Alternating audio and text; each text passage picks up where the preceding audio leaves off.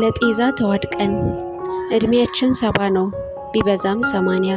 ይህም ኑሮ ሆኖ ጠዋት ማታ ፍልሚያ፣ አንዱ ካንዱ ጽዋ ጥቃት የቀመሰ በየደጃፉ ላይ ምሽግ እየማሰ ጦር እንደ ቄጤማ እየነሰነሰ መንደሩን ሸንሽኖ ባጋም እሾ ቅጥር ወገን እያስለየ ባስለለፈን ቁጥር ጤናችን ሲሸረፍ ቀናችን ሲዘረፍ የት ሸሽተን እንትረፍ የት ገብተን እንረፍ?